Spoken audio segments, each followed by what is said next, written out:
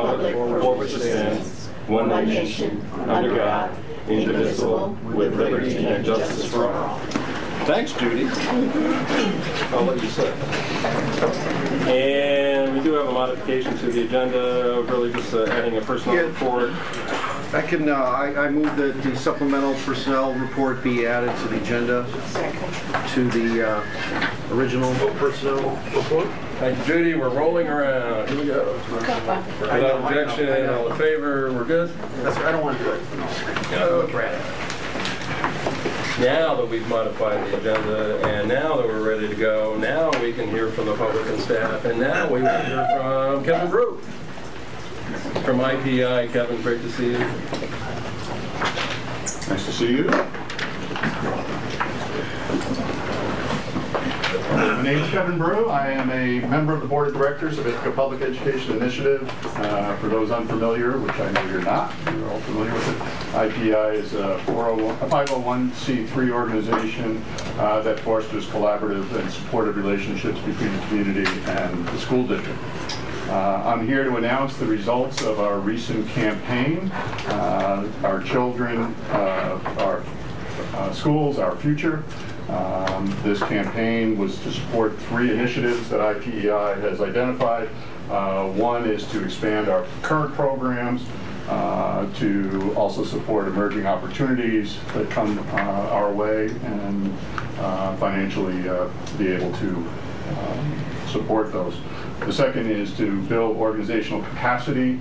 We're currently an all-volunteer, or we were, an all-volunteer run organization. We have recently hired our first employee to support the efforts of IPEI within the school district. We want to expand our organizational capacity, and some of this campaign funds will allow us to do that. The third thing is to secure our future. We have taken some of the funds from the campaign as seed money for an endowment that'll ensure that we will be around for a long time and continue to support the Ithaca City School District.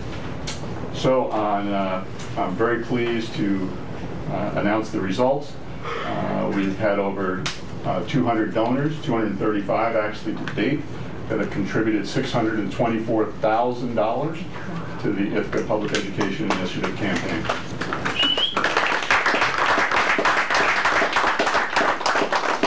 To me, it's a show of what this community values in public education, that they are willing to put their money where their mouth is. I also, on behalf of the board, want to thank the Board of Education for their contributions. Every board member here has supported with their own pocketbook this campaign, along with all the senior administrators within the Ithaca City School District, along with many teachers and staff members, and the community at large. It is impressive. It is wonderful, and we couldn't be more excited and happy to be given those financial resources to continue the good work that we do. And we want to thank you for your efforts on behalf of our campaign. Thank you. Thanks, Kevin. Jane Atkins.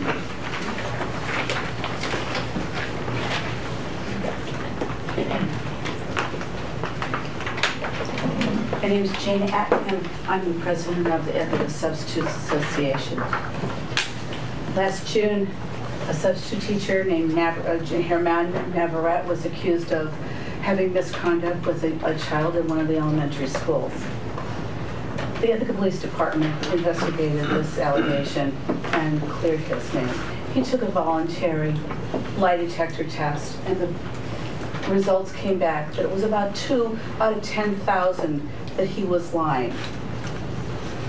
He was not returned to the substitute teacher list. The ISA wrote the district a letter and said, will you please inform him why?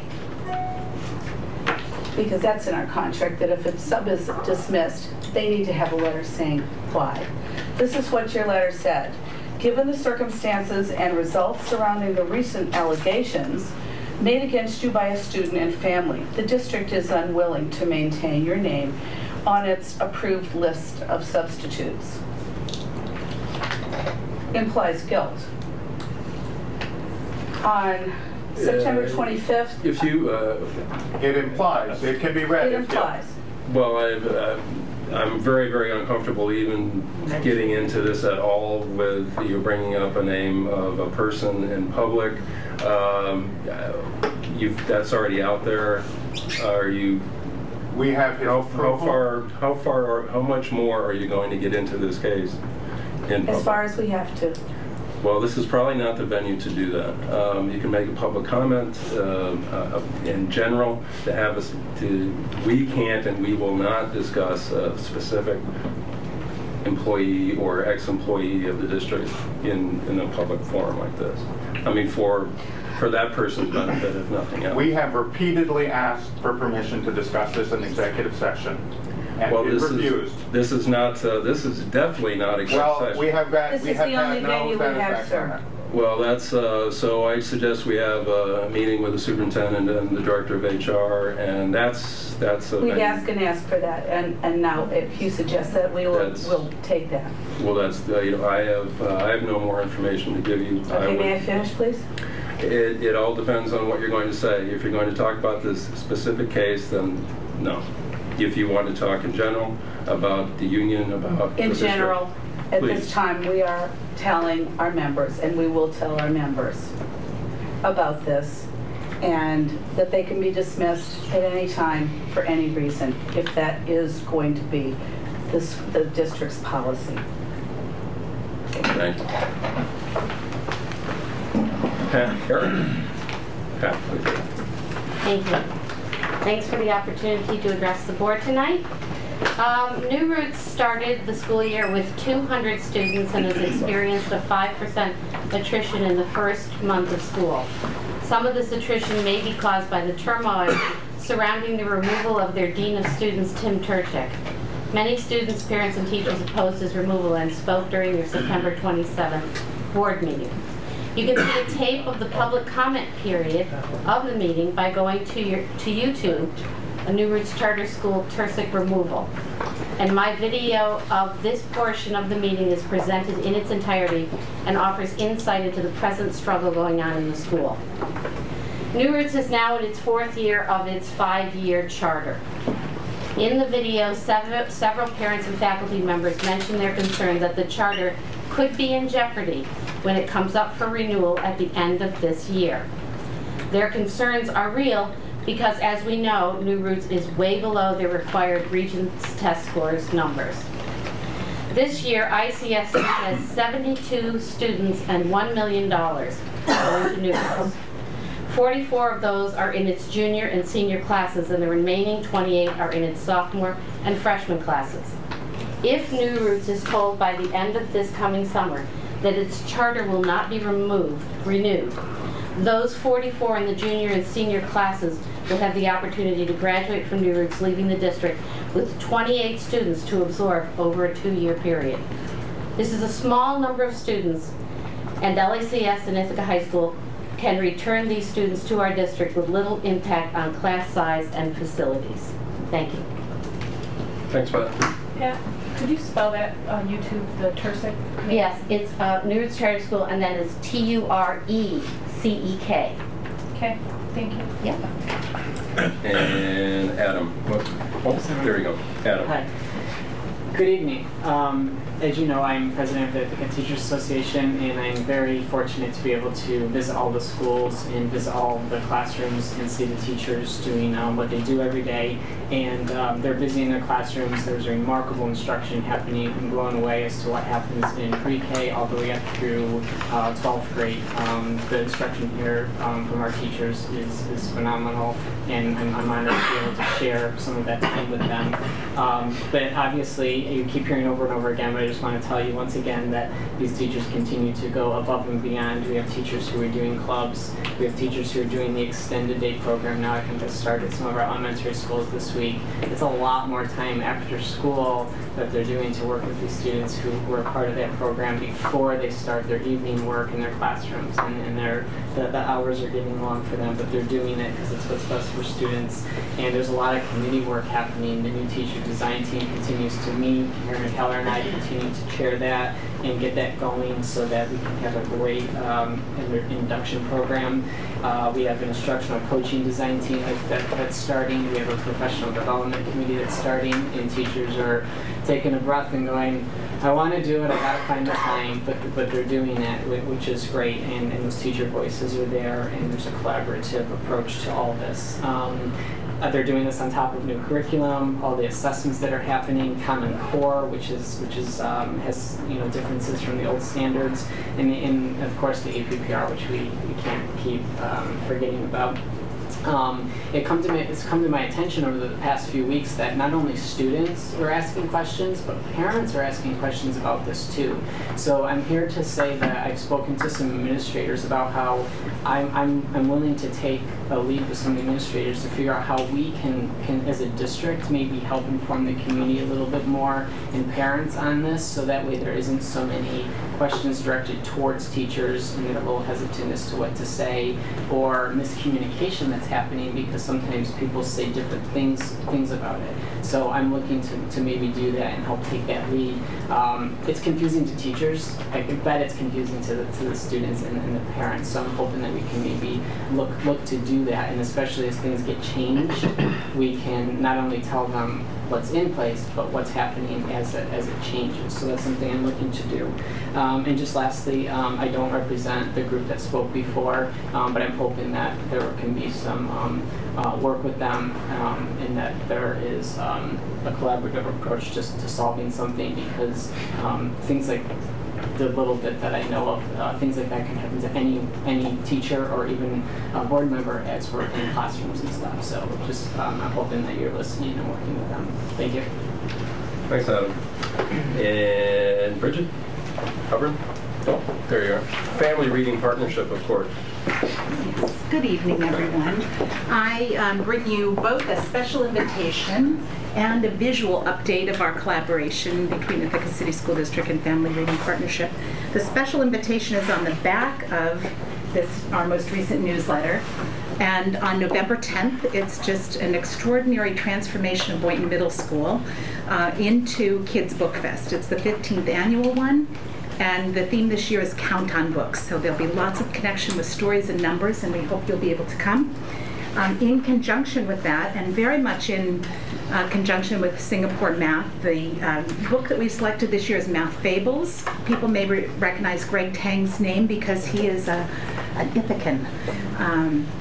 So I'll pass that around so you can see. And this is in every classroom. Teachers are really appreciating the enrichment of the book. And in addition to that, thanks to support partially from Wegmans, pre-K, K, first and second graders will all be taking this book home. So we're really excited about that, and that will happen very soon. And this week, actually, we'll be visiting pre-K, and Love Those Letters will go to all of the pre-K children. Most kindergartners actually received Love Those Letters at kindergarten registration this year because we wanted to get it to families earlier. The running theme, of course, is thinking about family, school, and community connections, and Family Reading Partnership is always focused on families in that equation. We're very excited coming up in December that we have a collaboration with the State Theater. They're bringing Eric Carle production again. Brown Bear will be one of the books that they feature in theater. The State Theater will give us about 500 free family tickets, and we will place them well in the community, all pre-K children, of course. And families will be invited, and Brown Bear, the book, will be part of that invitation to families. And then lastly, later in December, all pre-K children will receive our 2013 Read to Me calendar. And this will come home as a gift from the child to families, so it will find a special place as a holiday gift and make it onto the walls and in the homes and promote reading through the year. So that is my update for you. What's the date on Brown Bear again? So Brown Bear is a classic Eric Carle book that will be the book itself. We don't have a funder yet, but we will find a funder. And so all pre-K children will receive that. And they'll receive it with an invitation to the State Theater production of Eric Carle. The date on that? The date? Oh, I'm sorry. Yeah. It's also on the back of the newsletter, and it's December 2nd, I think. Yes. Thank you. And I have more newsletters if anyone else would like. So Dr. Brown, looks like that's December 2nd. I'm just planning my social life around family meeting classes. Oh, we love your family. What social life you have, there you go. Go ahead, student reps and Bernard.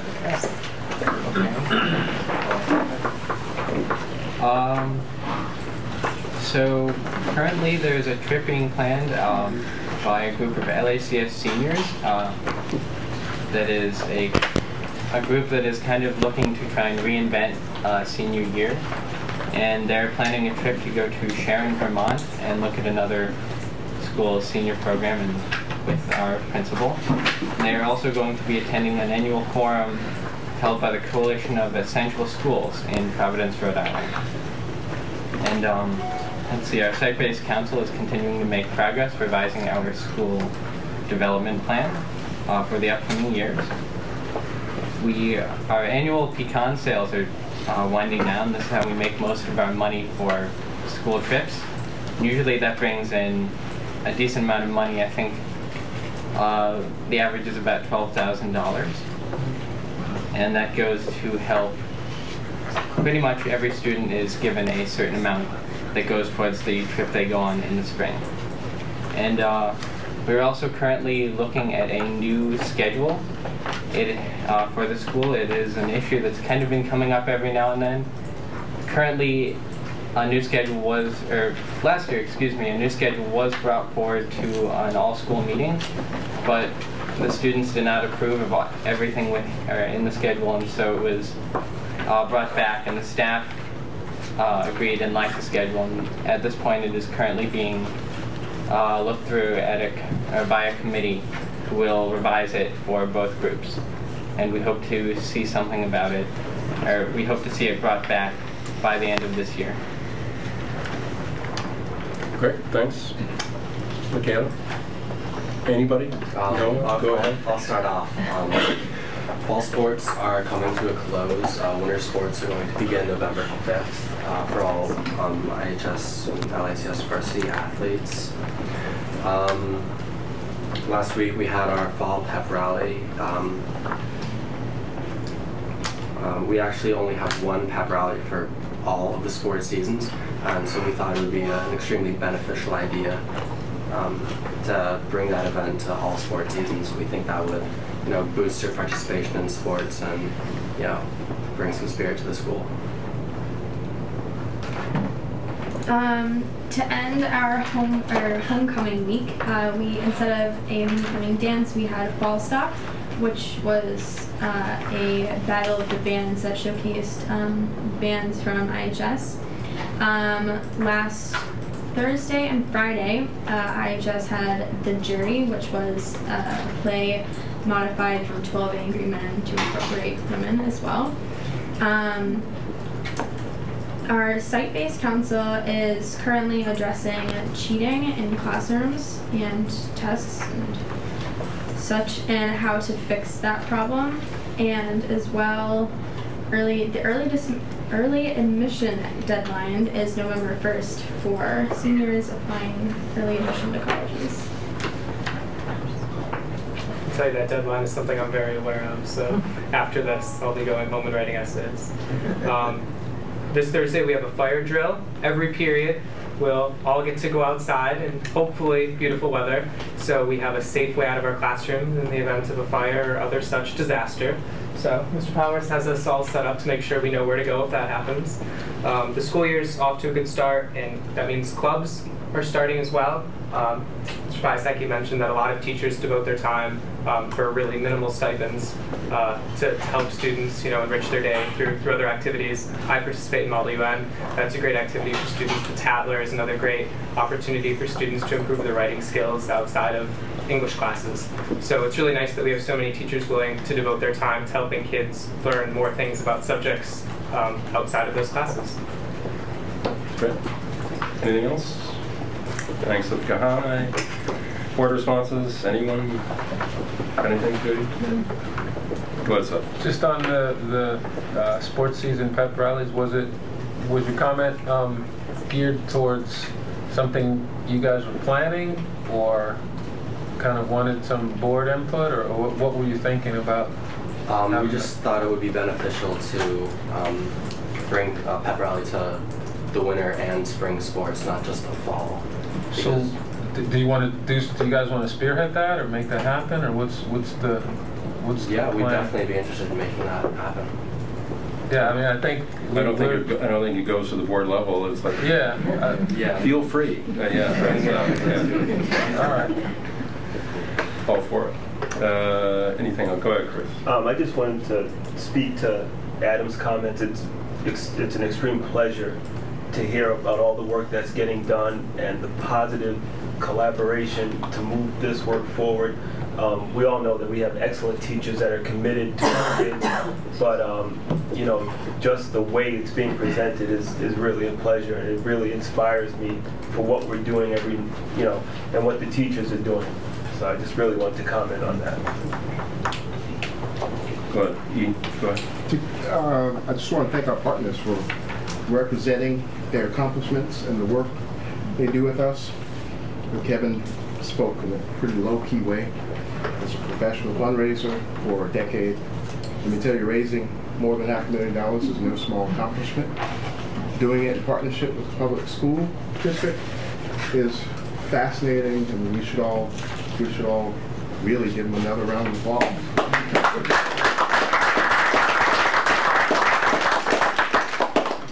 To Ms. Huberman and the Family Reading Partnership, we don't applaud you enough for the work you do with our little people, trying to close the gap and bring them to our teachers, K through 3, with the tools they need to succeed. Our Fine Arts boosters are not here. The ILC, another group we work closely with, the PTAs. It's feeling like the whole thing is coming together. Right, 4 years in, this is why I joined the board. We've had some tough comments just this evening as well, but that's what we signed up for as well. Hopefully we'll resolve those. But to all of our partners and to the public, I hope you appreciate what our possibilities are here in this district and how much we all clearly love kids. Thanks, Alderman. I don't think we need to say more, unless Jay wants to say something. Okay. We'll move on.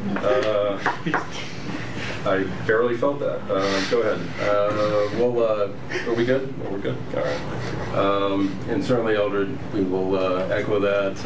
If you didn't say it, others would say how much we appreciate the IPI and Family Reading Partnership. But we'll move on to the consent agenda. Jay True moves the consent agenda. I second. I have a question, though. Oh, yeah, please do. So, what prompted, Sean's not here. Yes, I know, Jay. I was looking at similar. What prompted the resolution support of, I'm not against it, but curious how it ended up on the consent agenda, if it came from a committee or can someone speak to it? Similar questions. It's 13, resolution in support of sustainability and the design and construction of high-performance schools. Right, I can say you were on the board, and years ago we passed a similar resolution to see that buildings were built, and you were here too, to see that buildings were built. It has to do with the shifts and leads program. And, yeah. Right. So why are these on? I didn't get a good answer when I was in facilities. Yeah, this doesn't have to be. Well, Sean is on both. Well, there's nothing. The work of the board can't stop because Sean isn't. Yeah, and it was discussed at some of these committees. Yeah, it was. Anybody remember? And why it's on the consent agenda is what I don't know about. It could be a separate resolution, but well, I talked about pulling it. I did question some language in some of the whereases and therefores and resolves, but there was certainly one whereas that I had a question on. Brad and Sean both out. And the language stayed. So do we want to pull it, or I mean, it's pretty. It's boilerplate. Yeah. But is there? Exactly. Yeah, I don't know. I'm looking Why at, it's Might it have something to do, I know there was conversation last summer about beginning relationships with someone under a performance contract? correct, and I wondered if that was prompt, but okay, maybe. There's also this idea floating out of having a audit of our, not an audit, but kind of what they do in your home where they test the efficiency. Energy audit? Yeah, and then is in maybe fact this an audit, is, so okay. it's an energy audit, and that's part of the process. Maybe this has something to do with that. I don't know. So. Right, and certainly. He sent us a text by now. He watches these things. But it was thought by administration that we needed to include these in the board minutes to, for whatever reason. I still had an issue with language in resolution number 14. I have an answer. It's needed for NYSERDA, but we can change the language if we like. Okay. Needed for NYSERDA. Yeah. So it is. We have problems with the whereas language. Well, We yeah. laughed about that word. Well, I was making a fair amount of jokes at finance and facilities about the.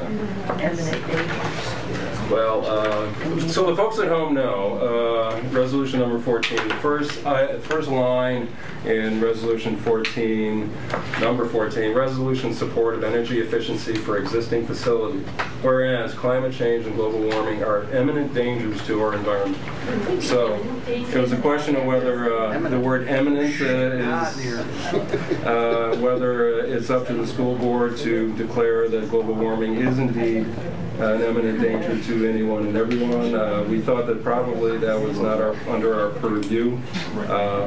We did question, whether we could add that we were in favor of world peace. We were going to go ahead and declare fracking illegal, a few other things. But obviously, I mean, where do you end with language like that? So, well, the second one, I'd like to add world peace. Well, I think everybody's in favor of world peace, Chris. So why not put that in? Why not add it? But anyway, so that was. So we're not getting real good answers to our questions in facilities. We do need these in some form at some point. Certainly, I don't think we need to try to debate global warming tonight. Do you want to make a motion? I would appreciate someone. All right, I'll move that we delete that first whereas in 14 under section, whatever it is, 14, item 14.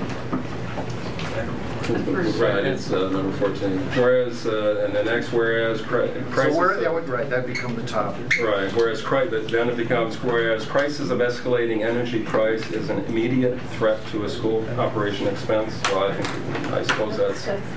I second. That's more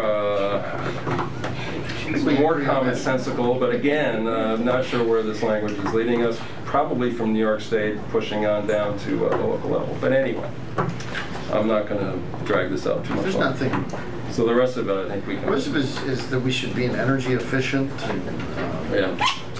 We should like puppies. Wasn't that in there? Well, all right, let it go. All right. So I have my problems with New York State every now and then. This is obviously. Technically, because our resident nerd is not here, this is a first reading, right? Which means that we still have. No, this isn't a policy. This is not a policy. They're not. It's a resolution. Resolutions. Which is just. That is. Part of the consent agenda stuff. That NYSERDA, that's New York State, or CHIPS, or Leeds, or elsewhere. But if we don't agree, then we're not going to be voting to approve the consent agenda. Well, you can certainly vote to approve it. That doesn't mean we all have to vote for what is in the consent agenda. So, the consent agenda has been moved and seconded, and we just need to vote on it, basically. But if we vote for it, we're not approving the consent agenda? I missed that. No. I mean, it's been moved. I mean, if you vote for it, we will approve it. Okay. Yeah. And we're voting for it with the first whereas struck out. We should vote on that. I second Jay's amendment. That's amendment, yeah. So, all in favor of striking the first whereas in item 14? That's everybody but Judy, those opposed? Judy's I opposed to think the that? only thing that bothers me is the, Eminent? yes, the eminent. I don't think it's eminent. So, what again, is a choice of mine. Anyway, so that is stricken. All in favor of the consent agenda with the amendment to the one resolution. That's everyone. Good. All right. So now we'll move on, Dr. Brown. Yes, excited. And we have several items coming up later, but just wanted to update the board on a couple of capital projects that are nearing an end that are garnering quite a bit of conversation and some praise for you and your efforts, particularly around the playgrounds. I'm hoping, well, as I look around the room, I see many of you have actually participated in the playground bills. Everything from hauling mulch to actually digging holes. So we're hearing from our schools that they're being used. I know Southfield, you're close. Are you the second one done, or you still working? We're using it. We're using it. It's not complete. You know, the grounds around it are completed. Like kids are on the playground, and they're loving it. Outstanding. So I just wanted to end there's a thank you letter that's been put in your Dropbox from a couple of parents, particularly at BJM, who are happy about how you collaborated with them to build their playground. That's taken 5 years to build. So just wanted to share that as those things are coming to an end. If you wish to go tour with me with some playgrounds, I'd love to go with you to visit. Also, a project that's nearing an end that also has an impact on our playgrounds is the wireless project. Mr. Moon, if I'm not mistaken, we're almost done. We're close to being 100% complete with the upgrade to the wireless infrastructure in the district, which is providing ubiquitous wireless coverage, not only in the buildings, but outside of our buildings and on the playgrounds. And we're working on the football and athletic fields now also. So that's something, when it's done, and we have that coverage that we want to have, we'll do a press release to the community and also let them know that they can pull on to school property and access the internet. To do everything from homework assignments to do some regular surfing. So big, huge community project that is something that's rather unique to us here in Ithaca and something we're very proud of. So this two projects I want to thank you about. Thank you for and some updates. Go ahead, Owen. I would encourage everyone to take at least one lunch period and go jump rope with beautiful third graders at South Hill Elementary on that new playground. They will welcome you with open arms. If you're a turner, I bet you have They to let me turn. jump. They let you jump. You can't turn, Judy? You can't turn? Well, I can turn. I think it's a jumping thing that. Yeah. You have to have good feet for it, so I'm like camping somewhere. You have brand new knees. I think it's a knee thing that's probably more So of a you're problem. saying this Dr. Brown is out with the feet? Feet, knees. You can hop on one. So, Dr. Brown, we've drifted off into knee replacements, but that's probably not what you were talking about. Do you have more for us, Dr. That will be it, and we'll save the rest for later. We have some updates coming as part of our formal group meeting. Excellent. All right. So on to school district business, and I believe we're on to Cornell ICSD partnership update, and Cal Walker. And I'll invite our friend Cal.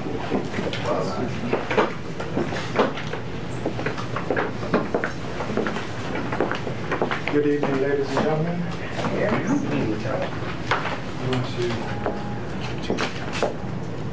I should turn over to my notes. Would you pass those around, please? And thank you.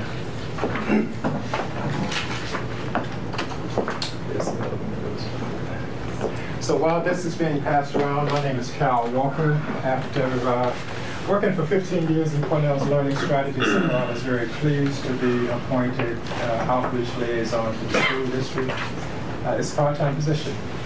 And while most of my work in this role is devoted to the Ithaca School District, there are times when I do work with other districts in support of their schools and the students that they serve. And just FYI, for instance, tomorrow I've arranged a meeting that's happening tomorrow on Cornell's campus with the OCM BOCES group of folks who will be coming to town, and I've assembled a sterling panel of Cornell educators, and they will be looking at better defining college and career readiness. Their conversation will focus on cultivating student achievement and connecting that to continued achievement at the post-secondary level. I'm here tonight, however, to talk a little bit about the collaboration between the Ithaca City School District and Cornell University. I will keep my comments relatively brief, and after that we'll be more than happy to answer any questions that you may have and to receive any comments and hopefully suggestions that you would care to offer. Here's what I want to touch on tonight. I want to talk a little bit about what's new since my visit with you this time last year, some of what's next in our planned collaborations, and provide a few examples of what's continuing, and most importantly, to show how these are connecting directly with some of your established board priorities. I think you'll see from the Cornell outreach efforts that the district is being assisted in the area of resources. In terms of some of what is new, the district has some really top-notch educators, and we're getting them on campus so that they can expand connections and grow relationships. Now here's a picture of Dr. Brown at the renowned synchrotron lab. This houses the Cornell electron-positron storage ring, an electron-positron collider. It's an absolutely amazing facility. Don't know how many of you have been there, but students throughout this district have been going there for a while, and I believe this was Dr. Brown's first opportunity to be there. Some other things in terms of what's new. Dr. Brown will be talking to Cornell trustees this Friday. This is unprecedented as far as I've been able to determine. I've talked to a lot of long-timers at Cornell, and nobody can remember a time when a school district superintendent has come to address this particular committee of trustees. This is the governance committee. It is a very large and very influential committee. And I think that having Dr. Brown come in really underscores the tremendous importance of a vibrant and an excellent set of local schools to all of Cornell University. In terms of resources, we've connected Dr. Brown with Cornell folks in Albany. I believe I commented on this last time I was here, but that connectivity has produced some results that I'd like to share with you. Our state our folks in Cornell, in Albany, our folks in Albany, were very influential in arranging the recent visit over the summer by John King, Commissioner of Education, with whom we connected Dr. Brown during this visit there about a year or so ago. And of course, Commissioner King came and spoke during the House Schools Work Conference. We've also connected the superintendent with Cornell folks in Washington. So the resource connectivity is extended beyond Ithaca. What is happening in Albany, what is happening in Washington in terms of policy, in terms of trends, in terms of opportunities, in terms of threats on the horizon, is really important for the education leader in this community to know those things and to connect him with our folks on the ground in Albany, in Washington, who can see over the horizon and see things that are of importance and be able to connect directly with the superintendent is pretty significant. In terms of resources, we held the second networking and outreach fair on opening day. This fall, just about 6 weeks or so ago. Here's a photo from that event. I hope you all saw the video. It's posted on the district website. And that is an opportunity. In fact, we had more outreach folks from Cornell come down this year than the previous year, so that's an effort that is growing. I will tell you, though, that from the educators within the district, one of the biggest challenges is the issue of time. Being able to follow up on the connections that they have made at the resource fair. They go with a lot of really excellent intentions, a lot of exciting connectivity, and the issue of time is something that will need to be addressed. More resource support. There was a late July retreat, or we like to think of it as an advance, to further the partnership. Dr. Brown and his leadership team came up to university and met with Cornell's Vice Provost for Undergraduate Education, Leonardo Vargas Mendez, the Director of the Public Service Center, and folks in the Community Engaged Learning and Research Center, as well as other key places on the campus. Again, this speaks significantly to the interest that the university has in supporting the district, extending resources, and furthering collaborations. Other resource areas of help: campus meeting space being provided for Dr. Brown and his administrative team, and other accommodations. We've done those things. We look forward to continuing to do them more. I was very pleased to have been asked by Dr. Brown during the recent hiring and recruitment of some pretty talented prospects to come to this district. I was happy to be able to provide some extended tour support to some of those folks. I'm very pleased that some of those resulted in some of those folks have come to the district. So we talked a little bit about what's new. Excuse me. Let's talk about what's next. The equity goal is one that is obviously very important in this district. It's one of your enduring goals. And one of the things that is going to help that is plans for an extended day program that is a strategic effort to better utilize Cornell's resources to meet a really significant need within the district. The amount of time that struggling students are spending on tasks. This is an initiative that is going to be a pilot. It's going to be aimed at Enfield's elementary school to begin. And we're looking at the spring of 2013. It'll run a couple times a week. Cornell students will be trained by ICSD math and or ELA curriculum specialists. Now this is significant. We often think about collaboration as Cornell doing something for the district. This is reciprocal. This is win-win. This is mutually beneficial. Cornell students having an opportunity to be trained by local education professionals on how to more effectively educate, tutor, and support young people. This is one of the many aspects of the reciprocity. Some more of what's next. We're working with the distributed leadership to connect outreach units at the university more seamlessly and more consistently with appropriate leadership and educators within the district, teachers, curriculum chairs, department heads. Matt Lindahl and Jason Trumbull, we've had an opportunity to talk with, and they are eager to engage with some of the outreach folk to help the outreach capacity to filter down more seamlessly throughout the district. We're looking at evolving from a resource fair singular event model to facilitating sustainable connections through existing networks, namely the professional learning communities. In terms of the beyond Ithaca access, we are hoping to have quarterly phone conferences with Albany, where Dr. Brown or his designee, along with some of us in outreach at Cornell, will be involved in those conversations and doing the same thing perhaps twice a year with Washington. Communication is one of the other identified goals. The thing I would like to say about this is that one of the areas where we really have established as a priority is facilitating better and more timely communication and collaborations among and between Cornell and the district. And we're looking at a set of tools. One that we have looked at is Red Ops, or Big Red, Little Red opportunities, as an interactive database to help folk at both institutions become more seamlessly connected and to communicate much more effectively in real time.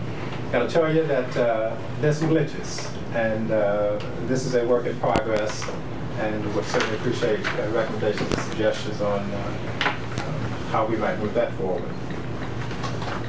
I also want to touch a little bit on what's continuing.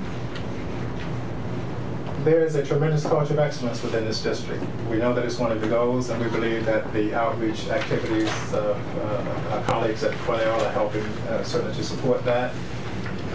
Examples include getting folks down into the schools. In this case, the Technology Association, the after-school program. These kinds of collaborations have been going on. They're continuing now and will continue. Getting district folks up at Cornell University. In this case, a person working on something in at the exploration station at Cornell. And not just during the academic year. Here are GX students at the exploration station during the summer for enrichment throughout that period. So the key elements of our partnership continues to be clear objectives, aligned goals, mutual benefit, and workable structures. we're making good progress in all of those areas, and we have significant more progress to make. I want to especially thank Dr. Brown for his continued leadership and his leadership team, and also Karen Keller. Karen Keller on special assignment. Among the hats that she's wearing in that role is coordinator of outreach activity, has been a point person for me for the district, and we have collaborated a fair amount, and that has been value added in a lot of ways. And so I thank you for the commitment, the willingness to engage with the university. There are tremendous resources there. We see this as win-win and mutually beneficial in so many different ways. And at this point, I would be happy to entertain any questions or comments that you may have. Questions for Cal? Go ahead. Elder. More of a comment. Talking about looking towards the future, I think many of us are aware that a young Caucasian student applicant named Ms. Fisher has had her case argued in front of the Supreme Court now, saying that she was denied admission, I believe, at the University of Texas, based on race-based affirmative action. Folks in my circles, same folks in your circles, are reasonably certain that there is a very good chance that affirmative action based on race in higher education might actually get struck down this time. Replaced hopefully by income-based affirmative action, which in many cases would still mean a lot of brown people show up at the front of the line, as well as low-income rural people, low-income rural white children who feel they've been shut out of this system for a long time. This is a good time to be starting this partnership. A very good time to be thinking long and hard about what role collaborations between colleges, in particular high schools, will need to look like to make sure that the students are ready, that they're ready to actually apply. So Pat, as she's reviewing files, finds children of all stripes and colors who actually can get the work done in high school. The colleges are screaming that it'll affect the student body because they won't be able to find such qualified students because high schools bring them to their door now, right? Are those conversations taking place from either of your perspectives, in Albany, in Washington? What's the new world going to look like? What's the new partnership relationship between colleges of the ilk of Cornell and schools within their shadow like us going to have to look like? So we actually make sure these children can not just meet the entrance demands, but matriculate successfully through the school. Is that to Dr. Brown or to me? Oh, I think it's right to you, Cal. Okay. The typical board meeting, you have to answer the other question. Understood. Elder, those are absolutely the critical conversations that need to happen. And the existence of this partnership between the university and Cornell. And let me back up to say that outreach has always happened in this community. Cornell is a land grant, University of the State of New York. Formal and informal outreach has been going on for a very, very long time. The institution of this particular collaboration with a Cornell staff person in a role as outreach liaison to a school district was a signal that we want to do more. My own personal vision is that we will have in this community the absolute gold standard for school district university partnerships. And in order to do that, we must tackle the critical issues like the ones that you have just mentioned. And those conversations need to happen. I'm absolutely confident that with the leadership team that myself and some Cornell outreach colleagues are meeting with on a monthly basis, that those conversations absolutely must and will happen. A lot of people are aware, and perhaps some are not, that with the significant outreach capacity at the university, many of those outreach centers are funded by the National Sciences Foundation and come with required outreach components aimed at underserved and underachieving populations. And so I believe that the talent, the will, the expertise is there. We have to identify and establish the priorities very clearly, be able to measure the success, and I am confident that we will be able to tackle the critical issues that you've identified. Dr. Brown, that's my... Yeah, and I will start by just saying thank you, and thank you to Cornell and David Scorton, Cal Walker, Gary Stewart, all the folks who've done so much for me and us over the last 2 years. Because oftentimes we get into these partnerships and we continue to ask for more and more and more without ever saying thank you. What's happened has been great. But I'm here to tell you, no one is happy with where we are and excited about where we're going to go. And I was almost embarrassed by it when I looked up there and saw all these people I've been meeting all over, nationally and regionally. These aren't just me getting autographs from folks. We're having some deep conversations about what classrooms should look like at the university level and what they should be looking like here. Dr. Scorton's going to be here for a day next week to tour our classes because he's heard and he's seen examples from afar of what we're doing. He's hoping to do some of those things at the university also. The partnerships and what's possible, we're building a new campus I think some of you heard about, not so far away. What would it look like for us to build programs here that connect there via devices or in person, a residential program? We have some of the world's best educators and minds in a 10 square mile radius. And fortunately, we're all at the table talking now. and we're having a good time at it. And so, like we're going to talk later about EDGE, we're going to show you things that have happened because we're talking so much. The talking's happening now. So next time you come, we're going to show you what's happening and what we're proud of. Go ahead, Chris. Cal, when you opened up, you spoke about your next meeting with OCM, OCs. We'll be there too. TST will be there. I'll be there. TST. I'm just curious because you said they're talking about what college readiness looks like, and would it be possible to bring that back? I want to, as a parent, but also a person who interacts with several children all week long, I'd love to see and hear what that looks like. And of course, there's a selfish reason when I tell my 15-year-old, you're going to need to know that in college. He's like, oh, it's stupid. I have an argument, that's what Cal and Dr. Brown told me.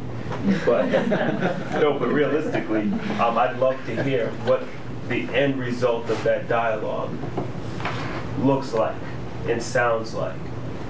Chris, I'm very excited about that. The conversation is going to happen tomorrow, and as Dr. Brown just said, some of the SSC folks are going to be there as well. I believe that this is going to be, and I won't call it the beginning of a conversation because quite honestly, folks have been talking about this for a while. But I think it is yet another ongoing conversation that continues to drill down deeper and deeper and deeper. And I know that, I'm not sure whether I don't know whether the session is going to be filmed tomorrow, but I do know that an extensive set of notes will be coming out of that. I'd be happy to share those. What I would ask, that's always asked of me, to ask them, okay, could you give us 5 things that students need that you are not seeing right now? Yeah. Maybe we're doing it, maybe we're not. But I figure if we have 5 bullet points, we just spoke about early on about all the good things and the collaboration we've got going. I'd just like to hear it and put it out there. So please know, I'm going to this meeting tomorrow, and I'm going to be asking them the same thing. Yeah, what 5 things that you can do for us that we're not seeing? Yeah. So it's going to go both ways. I just want to speak to what our children need, and I want to hear it. So that's what I'm asking of you two. Did you go ahead, no? Yeah, I had a question about intern positions at Cornell in connection with the high school. Yes, personally, I've had a lot of advantages as a high school student. I mean, my dad has gone to Cornell. I've worked for Cornell Cooperative Extension for about 3 years, and I've known a lot of Cornell students. And I also know a freshman bio advisor. And so I've known all of these things about intern positions there. But even then, it's been very difficult to learn about them and how to get those positions. So how do you plan to, spread the word about those to all high school students who don't have the advantages that I've had? I can't give you a ready, nor do I want to give you an off-the-cuff answer to that. I will write down your question, I will get your contact information, and I will absolutely get back to you. Go ahead, sir. Well, I guess, I don't know if this is a question or just curious to hear, your comments on this idea. A lot of what we've talked about tonight seems to be in terms of what may come down off the hill, and the district may receive benefits from this collaboration and partnership. But I also wanted to flip it a little bit and talk about the basis of why this partnership is important and this collaboration is important, in that Cornell has a plan to not replace faculty, but grow faculty to attract students, whether it's a grad student like myself or a new young faculty member. And second, after looking at the weather and getting a lay of the land that way, when you have kids, one of the first things you look at is, where will my kids be educated? And the strength of the district having a strong program that people moving to Ithaca to work at Cornell, having this base that they can say your kids will receive a world-class education. We don't mention it enough, but that's a huge recruiting tool that is critical there. So I didn't want to just let it happen that, oh, we're looking for internships or we're looking for, this partnership's a one-way thing. Our success here is critical to Cornell's growth in attracting the best and brightest to come, teach their classes, run their labs, do all the work and things that they need. So that's why this partnership is important for Cornell and us as well.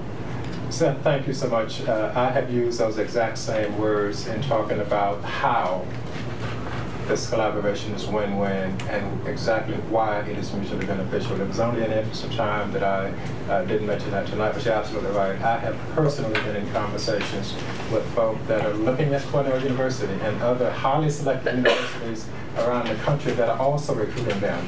And if they've got children, they want to know what is the quality of the schools that my children will be attending. And so, thank you for bringing that up. I certainly did not omit mentioning it because of lack of importance. That is very close to the top of the list in terms of the ways that Cornell benefits. And I guess I'll just follow up with Seth, really, to go back to a story when we were searching and recruiting for our next superintendent, which was, of course, Dr. Brown, but certainly there was other finalists we brought in the community. And there was a superintendent from another state that came in and basically, and he was looking around, looking in the community, and he says, well, what's your competition? Meaning, what's our competition at, the public school level? Where do the kids go? And I said, well, no, we're the competition. There is no private alternative, essentially. So we are the competition. There is no private school. So for recruits coming in, it's not taxes plus the private school tuition for your child in order to ensure that they have the opportunity to go wherever the kids want to go. So our district has always been able to provide that very high quality education to the kids in the community. So SoCal it is a partnership. I've heard a lot of communication. I've heard that there's going to be quarterly conference calls. I do conference calls all the time, I guess, in my real job. They're not always terribly useful, but we have to do it. Well, so more conversations with Albany. What's the purpose? To get granular from Eldred's big picture, granular. Okay, what's more conversation? Where are we going to go? Let me say this, and then I would certainly defer to Dr. Brown. Conversation that leads to information, that leads to, I guess, inspiration, and that leads to being better informed, more strategic in decision making. Those are the kinds of things that we're really looking at. So when we talk about connectivity with the university, appreciating all of the mutual benefit, we have to look beyond this community. And there are emerging policy-related issues. There are resources that may be available, that may be tailor-made, waiting to be directed to districts like this with all of the amazing, innovative things that are happening. And so by keeping, it's more than just keeping those lines of communication open. It is being able to provide information and to be a ready access for the superintendent with questions that he may have. So we're not talking about anything extensive, anything long. If it's deemed that these conversations are not necessary, then you stop having the conversations. But we are simply trying to continue to provide layers of support and ready access. And the superintendent, I think, will be key to that. And it's hard to follow the eloquent Kyle Walker, but I'll try. We're growing and moving every day. So I can think of 2 very specific programs that we're implementing right now that wouldn't be possible had we not had these quarterly or bi-weekly conversations. What we're doing with job-embedded professional development, the research and design around our instructional coaching model. That's been done in collaboration and partnership with folks from Cornell. Resources to allow for that to happen, and resources that may be involved with the PD and staff development and growing of that program. We have to have conversation with some folks in key positions to allocate those resources at Cornell. And that's one example. Our after-school programs, as we know, are hard to put together. They're hard to fund, and they're hard to get the folks to be there to work them. Those conversations that we're having are allowing for the resource allocation to happen to make that possible.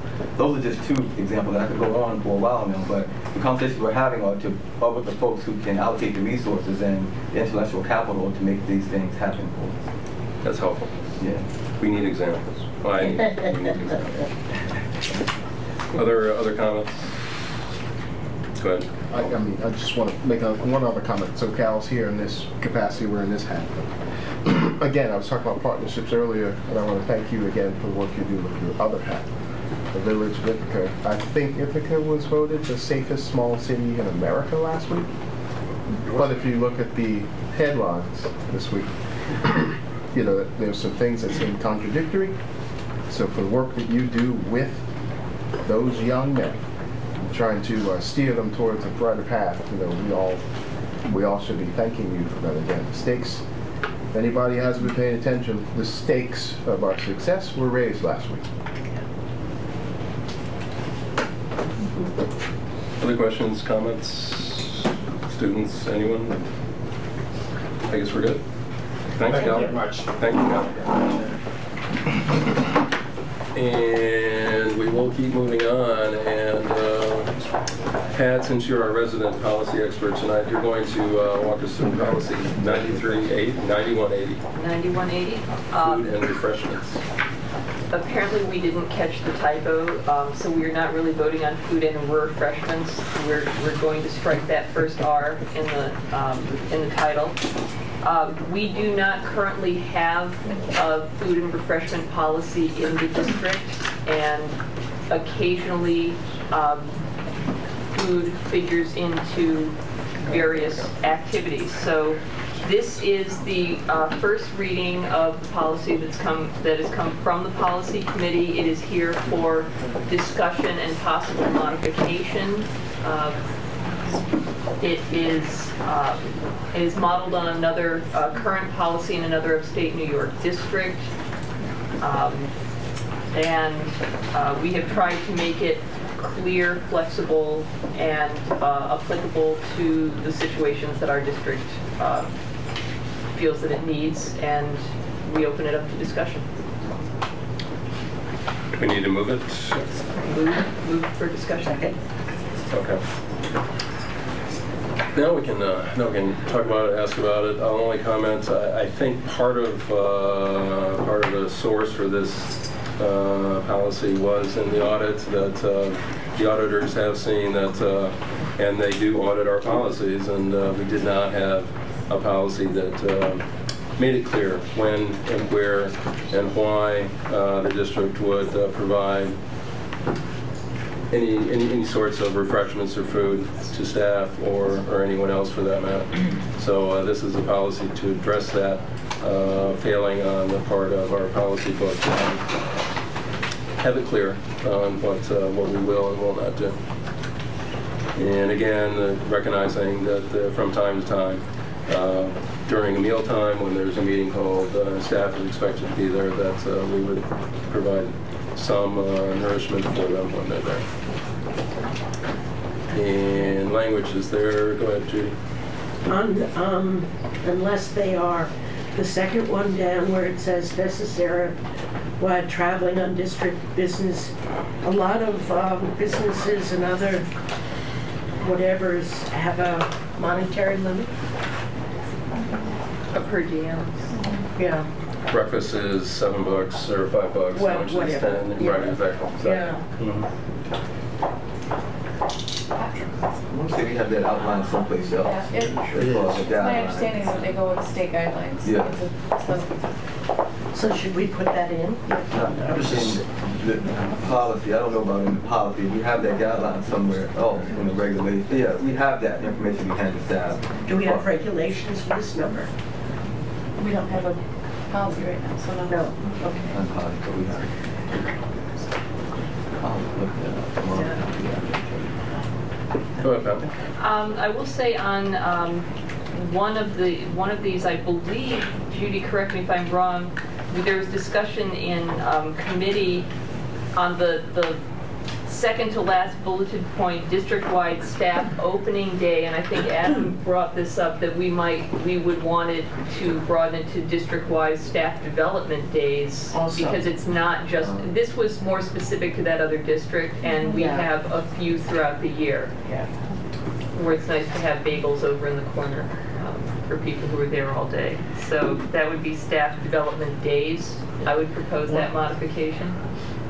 Go ahead, Jim. One of the problems with this is that you've listed things that apply, and you started with a general, up at the top, the general concept of when food and refreshments would be allowed, and then instead of saying examples of that are, you said these are the things that we'll pay for.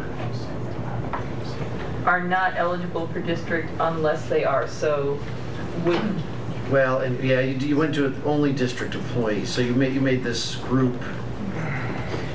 It's just if you'd made that, if that read that these were examples, or and I don't know why. And another thing is necessary due to time. There's a thing I don't get this. You've got here necessary. Maybe you can explain it. Pat. Necessary due to time constraints and the nature of the business to be conducted. I don't know what that means. It's really broad. Broad. I don't know. You've got district employees or attendants are not eligible unless they are, I mean, meals and refreshments are not, unless they are necessary due to time constraints. I don't know what this means in the nature. Well, maybe they have to meet at dinner time. Yeah, I remember the conversation in the committee was around the lunch times or dinner times. If there's some kind of program schedule that where business must be conducted soon, and you have to get a meeting in there that we're in a time where you wouldn't normally have it.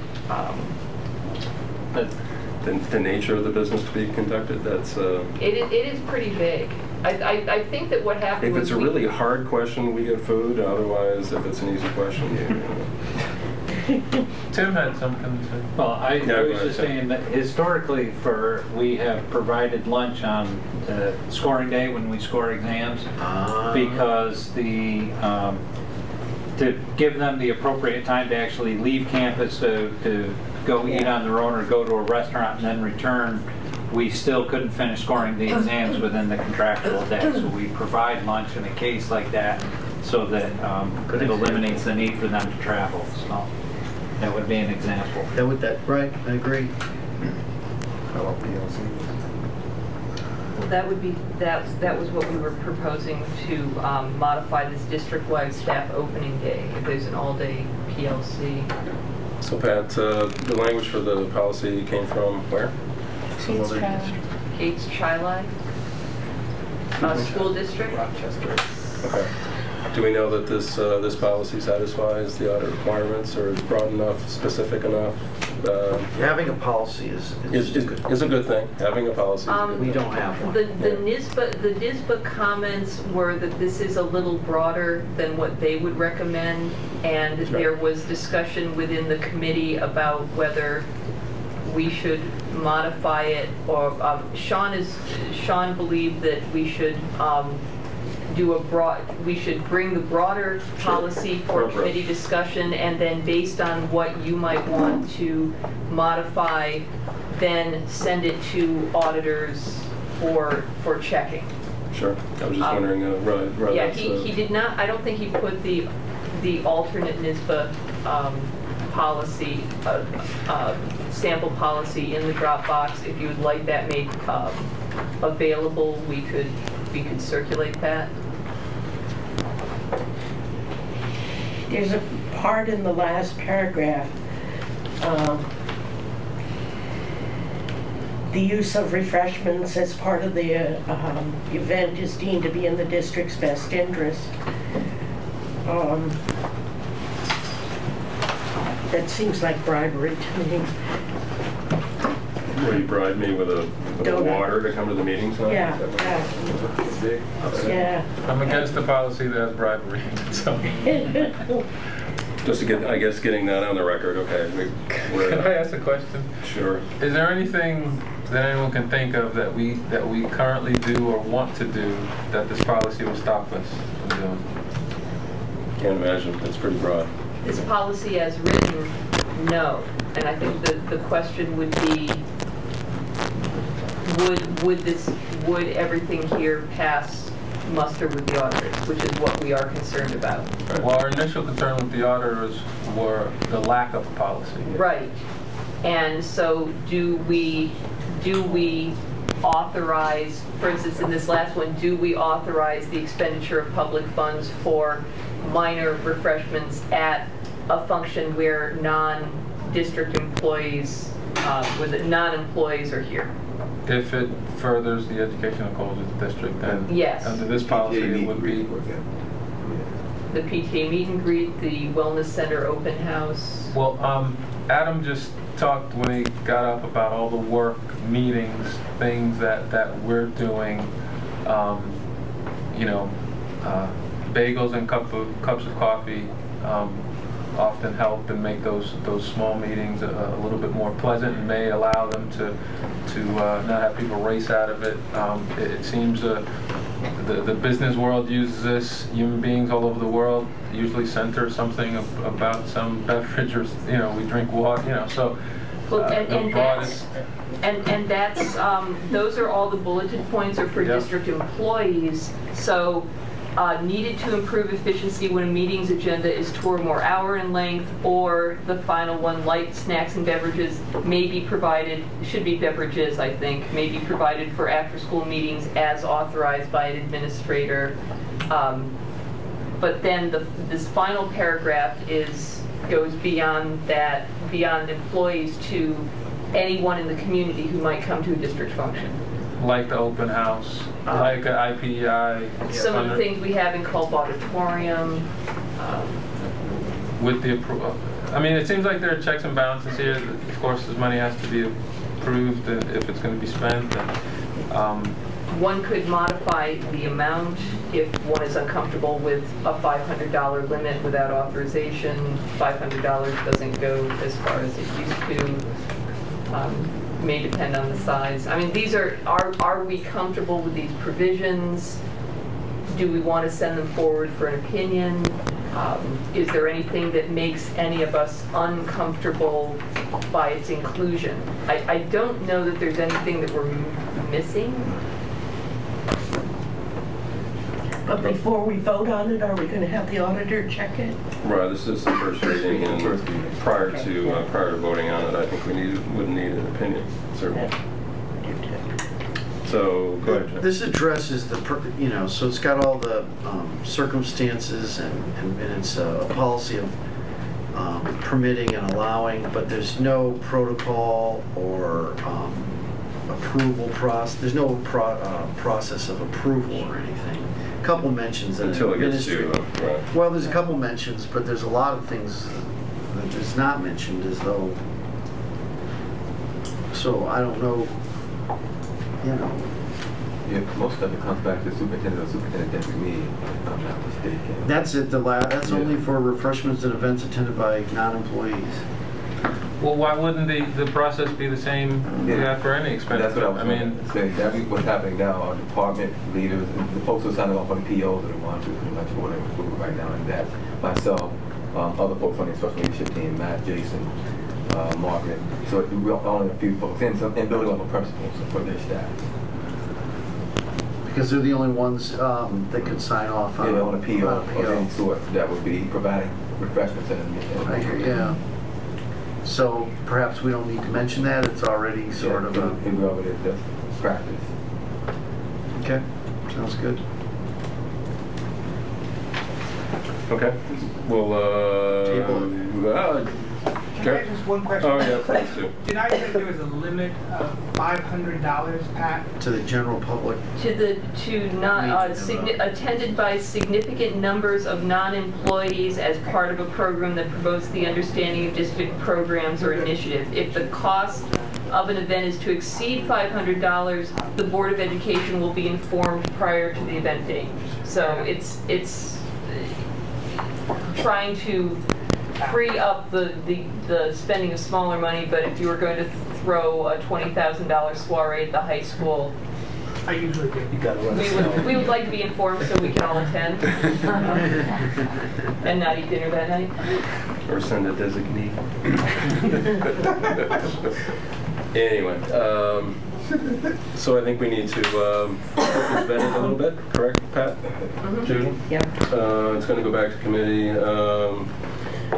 As always, board members should go ahead and forward comments, questions to Sean, Pat, and Judy. Correct? Or come to a policy committee meeting, which are always fascinating. I know, I've been to one or two, so it's good. I'd just like to comment that attendance, board attendance, and public attendance at policy meetings has been on the rise, and we consider this a good thing. A sound policy is the basis of a sound district.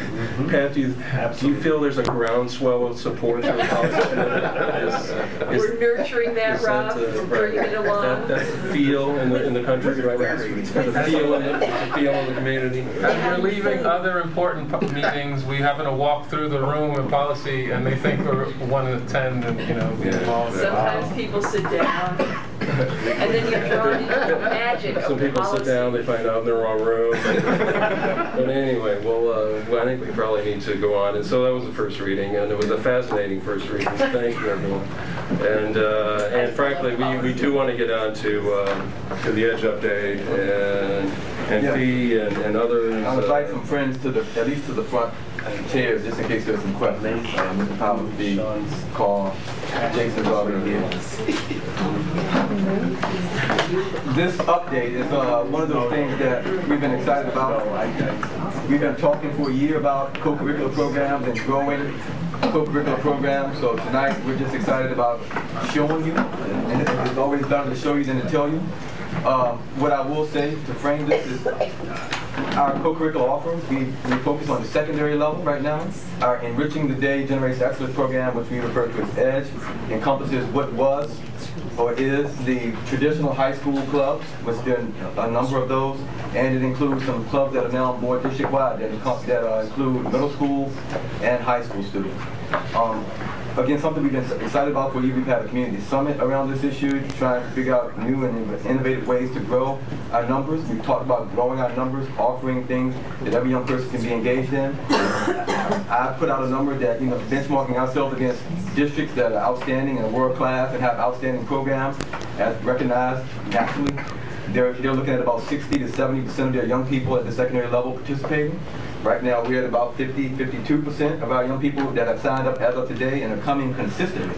That's just not young people signing up in the cafeteria and not showing up, or signing up and going to one meeting or one activity. These are young people who are going. So people are already going. See, this is the worst thing to do as a teacher: give the book out before we start. We'll just get to the show part. We put together an EDGE catalog. not a brochure, a catalog of our offerings. And it's right now in an electronic format similar to what the newsletter is in. And we're also looking to print some of these copies as we finalize this in the coming days and the coming weeks. And you'll see it. That's my favorite part. Listen to that. I missed that. I think I missed that, Dr. Brown. I didn't see it. I gotta grab it and move it over. There we go. It's coming. So we can all see it. Yeah, grab that. Come on, Jenny. I can't believe I'm going to have to get technical. Uh-oh. My screen. You go, Jenny. There you go. Oh, there we go. That's my kid. No, I'm not going to. Well, you all looked at it obviously in your Dropbox, so I'll just talk. I didn't see it.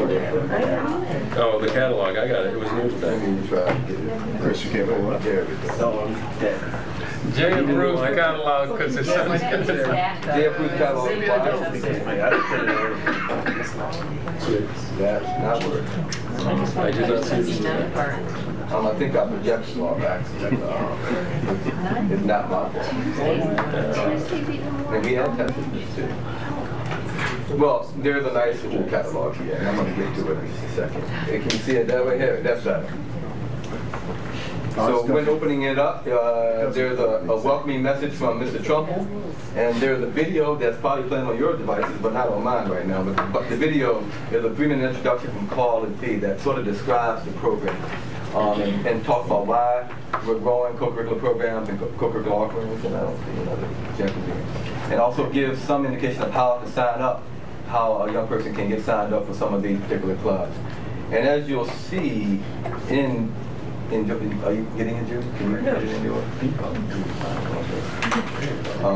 You can play the video through one of our 5 devices. Well, I know. Yeah, it is. And it's in your Dropbox under this meeting.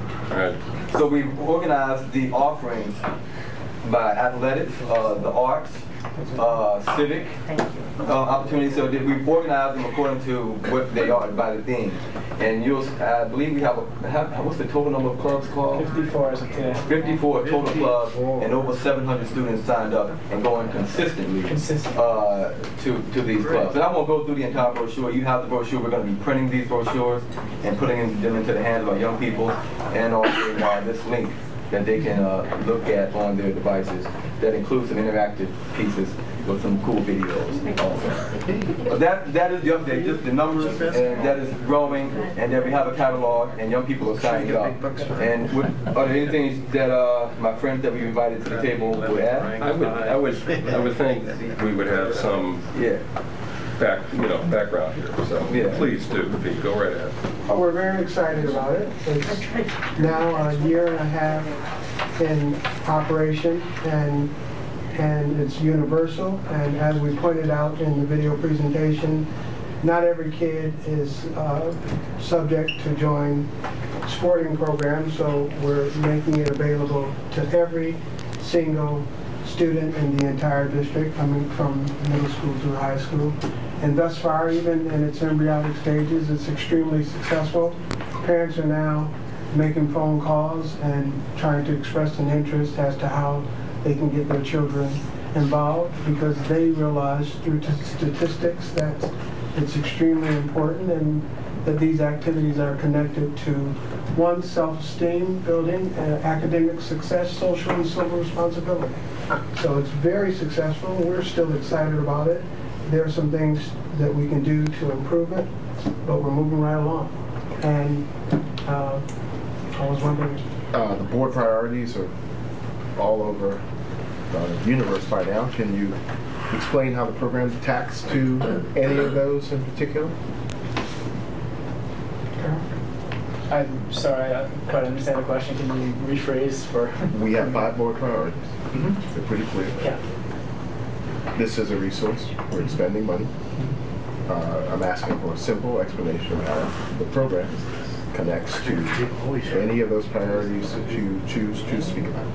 I think the biggest thing for us, for at least on my end, and one of my major goals this year, in fact, is my goal as an employee, is to really speak to the equity issue and get as many students, particularly those who haven't necessarily been involved in any kind of activity before, really targeting those students. And I can think of a couple we've already gone to this year, but that's one of the examples. Which offerings so far seem to be pulling those kids in? Yes. So I'm asking, Which particular offerings? I would say seem to be attracting children who don't normally participate. I would say that I don't want to speak for you necessarily here, but particularly the new offerings are new and exciting. The rock climbing, particularly, he's done a phenomenal job, really reaching out to students, particularly those that haven't been participating. Archery is something that's in its sort of fledgling stages right now as a club, and that's gotten a lot of response. You have things like pre-existing clubs like Tiddlywinks Club. That's just it's I don't know if you're familiar with it. It's a little table game where they flip the things into the cup. I mean things like that. For a student who maybe has been struggling either academically or socially, boom, really easy thing for them to join. No pre-requirements or anything like that. So there are a lot. And we're also in the process of developing the Ithaca City School District Student News Network, which gives us tentacles and opportunity to reach out to the town-gown relationships that are so significant, which were addressed this evening with Cal Walker. And in that development, we're getting a lot of attention and a lot of feedback on the opportunities that can be built through those particular avenues. I'm concerned about the kids that live in the rural areas and their lack of participation in after-school programs, and what are we doing specifically for them? Well, that's been recently addressed with the archery program.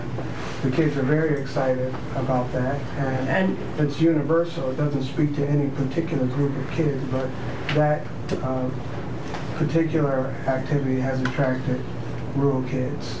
Do we have a breakdown in the number?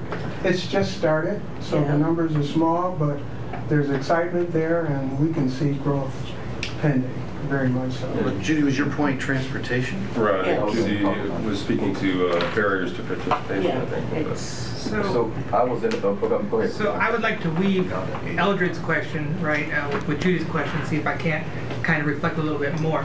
So when you think about the board priorities, right, they talk about resources, they talk about communication, they talk about data, they talk about human capital.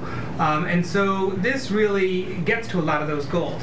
A lot of our teachers find ways to kind of reach out and build relationships with other students through these clubs, right, through participating. They get to see their teachers in a different lens from the student perspective, and the teachers get to see kids in different lens. The kid who might be shut down completely inside your classroom might all of a sudden come to life inside of your club, and in that case you build a relationship, right? And that relationship might have some transferring impacts into the classroom, or at least start a dialogue that might ultimately lead to some longitudinal results. So we find that the teachers who sign to be club advisors are incredibly passionate about it. They do it for little, or in some cases no remuneration at all, so it's not about money, but it's about the joy of kind of taking an interest that you have and getting to share that with kids outside of the the 5-period-a-day classroom environment. And so it really helps us actually recruit and retain really good teachers who get to find an outlet for their interests and get to work with kids in some positive ways. If you look at our coded robotics team, for example, right, those teachers are highly dedicated, and they're there all the time sharing their passions with kids. Mr. Drix, who teaches Fractals and Chaos, right, then goes and does Tiddlywinks later on in the afternoon. So you really get to kind of allow teachers to kind of venture out of their classroom environment, be known as something else or for something else. We're working on the data component, right? One of the things that Dr. Brown just spoke about was the fact that about half of our kids inside of clubs, but we really need to do a better job kind of keeping track of where students are and how that's connected to grades and how it's connected to attendance. So something that we're working on at the high school level is to kind of, and with Tim Moon, is really kind of find ways of tracking that and really kind of saying, is there evidence of efficacy in terms of having these programs and putting these resources there, and how does it correlate to grades? But one of the things we're finding as we're working with our graduation coach model, as we're trying to keep kids engaged in school, is that if there's an activity that you can belong to, it's in some cases a hook. It's in some cases an avenue for a conversation. In some cases, it's a way of helping families help their kids feel as though they belong, right? So here's some clubs that you might be able to join to participate and belong in. So we're in the process of getting tighter about how we keep track of who's at these clubs and where they are. So we hope by the end of the school year and certainly by the fall to have some really concrete data to be able to kind of link attendance, grades, and participation and look at the correlations and what we need to do better as a school. These clubs, some of them have existed for decades, right? Some of them have existed for 10 weeks, some of them have existed for 10 days, depending where we are. So this brochure that Jenny and Carl and Thea have been working on really speaks to communication, right? How do we market ourselves? How do we make our community, how do we make our students, how do we make our school aware of what's kind of going on at Ithaca High School? Because it's a really big place. Right? It's 11 buildings, it's an expansive campus, but you may not know that on Thursdays in this room, this is the club that's going on. By linking it to the web, by putting these brochures in different offices, by giving the school counselors information to share with new students who enter, we have a very transient population. Kids come in mid-year, they have no idea, they think the club's already formed, they can't join, they can't belong. By having this resource now, we're able to kind of share with the new entrants that come in, here's how you can belong, here's how you can get to make a social network, here's different ways of accessing the services that we have. So we're excited about that, and the way that we do that is we provide the after-school transportation, right? We provide the late buses Monday through Thursday so that kids can have access to it regardless of where they live in the district. And we're finding, that kids are taking advantage of it. I've been stopped many times. Can I, one last thing, can I get a late bus pass, and they're grabbing me in the hall or someone. So it's a resource that's being used. It has an ebb and flow to it in terms of how often the late bus is used, but it's used a lot more than a zero-period bus, I'll tell you that, and kids take real advantage of it. I'd just like sort of an idea of the count of Enfield and Caroline and Danby. Yep. We can get that for you. Yep. So if I understand you correctly, it should help with graduation, relationships, academics, just... And belonging, and building a sense of community. Those don't fit in my acronym grant, but thank you very much. Okay. You got it. And in your Dropbox, there is the EDGE charter from last year, and the EDGE charter, within that charter, directly addresses the board priorities of last year that have been changed slightly, but it does address the board priorities, and I would think that probably needs to be updated a little bit as our priorities have changed a little bit. And that charter also laid out the timeline for this implementation and who was responsible, and I'm happy to say, as a sponsor, that we're on target. We implemented the clubs we said we would. We're tracking the data we said we would track, and we're, 6 weeks into the school year? So quite frankly, I'm happy with the work that's happening around this particular initiative. And I appreciate Jared's comments, because I'm sitting here as anyone who is fairly gray and knows that clubs, intramurals, sports, extracurriculars, band music, whatever, they've been around, certainly this high school, for a long, long time. So why weren't the kids taking advantage of it to the extent they should? Fia and I have talked about intramurals a lot. The intramural programs at Ithaca High School used to be very extensive, and many, many kids were involved. So that evolved away. So we needed to come up with substitutes, reinvigorate, and so reimagine, right? Right. So, how we can do it better. And they did have tiddlywinks when I was a kid, so they are old. So, considering the current program, our larger numbers are in the intramural structure. Right. At this point. So that was the question. So it's really you're reimagining the culture of the high school again, and we would like to get above, 60% is fine, but that's probably, I think we probably aim higher, Dr. Brown. All right. Exactly. Go ahead, Judy. I would be interested in having like a write-down sheet of, I can't get my thing to move, but I can see one here, approximately how many kids are in what. I can give you that now. Oh, okay. And is there a line item? Oh, good. Yes, that's what. Is there a line item that's just for EDGE in the budget? Yes. Yes, we had a $20,000 line, as it is stated in the charter. Much of that was a donation, quite frankly. And we're also looking at innovative and outside resources to fund this going forward. So yes, we have a line item, a small, relatively small line item, but we're also looking to grow this as we look to move forward. Okay. Can somebody talk about, if we say we have half our students involved, can someone talk about what problems that we may encounter with the program, whether it's too many offerings, cleaning out the offerings that are not popular, getting money for offerings that we don't have on this catalog, money to fund people to, I saw Zumba here, somebody's teaching that, they may do it for free, they may not do it for free. I mean, some people volunteer for things, some don't. Could you talk about that and what you know, if the kids really say we want archery and the only way to do that is with a certified trained archery person, that may cost money. What's the plan and how are we going to deal with that? And the charter called for a needs assessment or a survey of students to see what they want and how they want it and when they want it. We're putting together that survey now. We were going to administer it last spring, but we didn't have it ready, and then we worked with the technologies around. Now we have the infrastructure to do a large survey of that sort for young people, and we have a pretty good survey that will give us some useful data. But until this point, we didn't have that information as far as what our young people wanted and what was cool. Should we still be doing today? We only knew about archery through some of those focus meetings that we had, the conversation with the superintendent and with Jared last year when he said that. So we're going to get much more strategic about our surveying of young people. So budget season, there may be results from that, hey, the kids are dying for this and it will cost an extra $500 or, you know, whatever the cost of something. Unfortunately, the board has supported us as we've come to you with everything from an extra modified soccer team to this program. You've been supportive, so we will come to you with recommendations open for that support again. Is this year or last year? This is today. Okay. You want me to go down?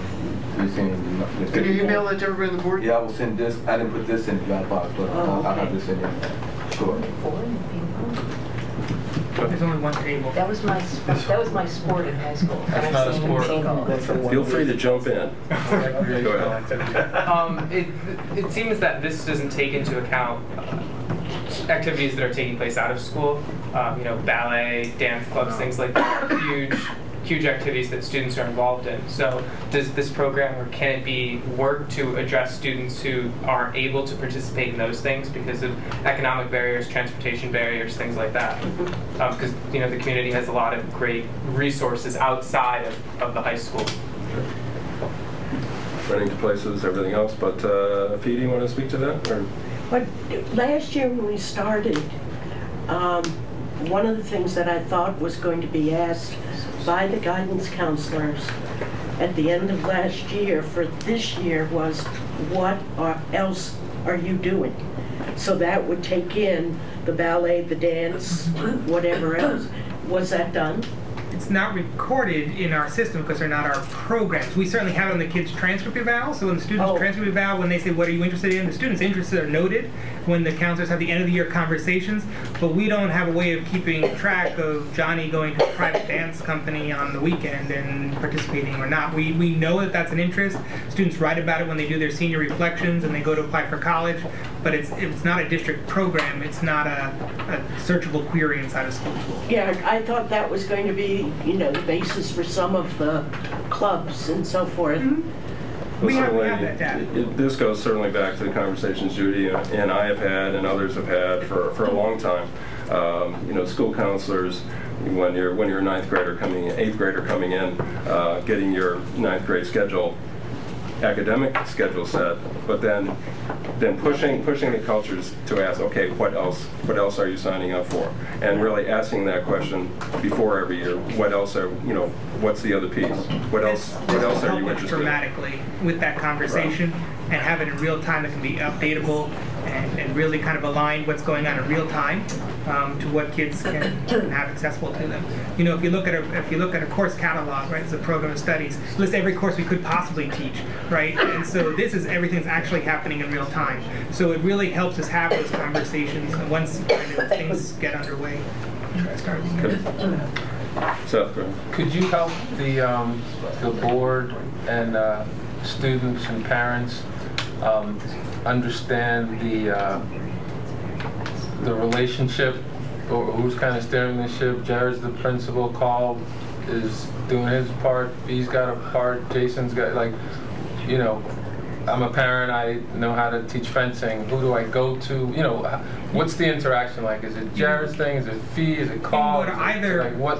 Carl or Fee, right? You could ultimately call my office and I would send you either Carl or Fee. They work in tandem with one another. How does this team work together? Could you just we meet like regularly. help us? Fee and I meet pretty much every Thursday morning. Carl and I meet almost once a day to kind of check in and get a pulse as to what's going on.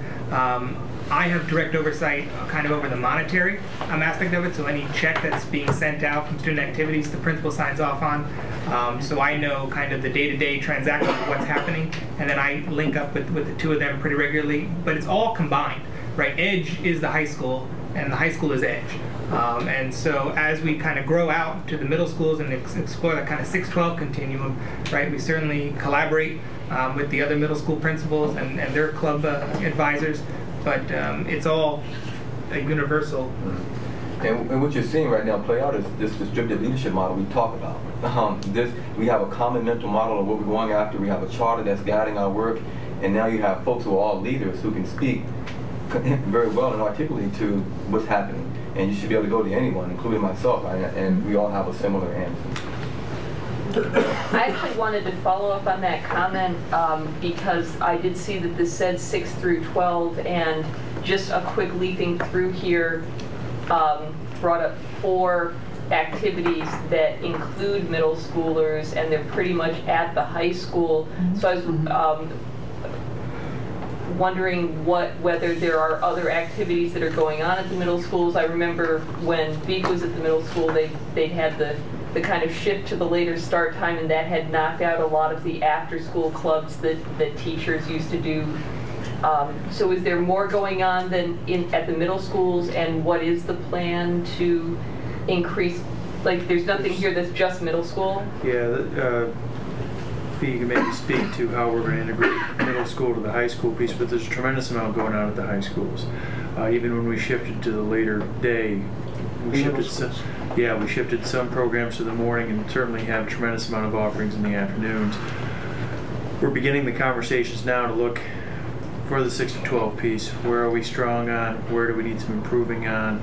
I can give you the technology, and Dr. Brown talks about the distributed leadership piece. Our tech teachers at all 4 campuses, 3 campuses, are talking to one another. So to give you this example, DeWitt with its TSA and Robotics Club, Boynton with its Science Olympiad Club and its Lego Club, and working with Code Red Robotics, we're trying to look at how they become feeder programs for one another, and then also, so what offerings then do we do for LACS, and how do we expand those pieces? So that's really those next phase pieces, so that we really can say, and this is what Dr. Brown's talking about in terms of that mental model, to say 7 through 12. So we're not all the way there, but that's where the conversation continues to go. So Seth asks for what each person's role is. These are the conversations that we're having to say, okay, so how then do we go cross buildings? How do we go developmentally from middle school to high school? So it isn't just it's all open to everybody, and we're not sure what children are coming from what campus, or Boynton has an advantage over DeWitt because they're proximity next to each other. No, it isn't. No, it's more thoughtful conversations than that, really, to talk about how the transportation piece works, and what offerings are where in schools, because frankly some of the, for example, the tech offerings, some of the charters for these long-established programs really define that the children will attend those schools. So we've made inroads to try to make DeWitt TSA more of a middle school TSA, but the charter prevents us from doing that. So fine, so we define those pieces, but we make sure we have comparable offerings, and we're now calling those STEM offerings in the larger umbrella of the Edge and After School program. So we're in the process of umbrellaing all these pieces for the benefit of children and for students, that they fully understand what the wide offerings are, versus just saying, well, we have some clubs, go out and seek them. And this young man spoke very well a moment ago about kind of knowing folks where. The same happens for after school and before school activities. So we're looking to break through all those pieces and be much more transparent in our offerings and make sure that every child realizes that they're all invited, and we will provide resources and ample resource supervision and expertise around these. So as the president of Model UN, which is, I guess, now in the EDGE program, I guess that's how it works, one of the big thing that Model UN does is we go on conferences with other high schools in Rochester, which is really expensive for the club, and we have students that can't afford to go on these conferences by their own. So Model UN, we try and incorporate that into the price so that, these students can be helped. But is there a way for other clubs like Model UN that rely on going to these conferences, we have to stay overnight, pay for meals, etc. That's all factored into the price that students pay. Is there a way for clubs like that to apply for funding either to Mr. Powers, to the EDGE program, etc.? And if so, how?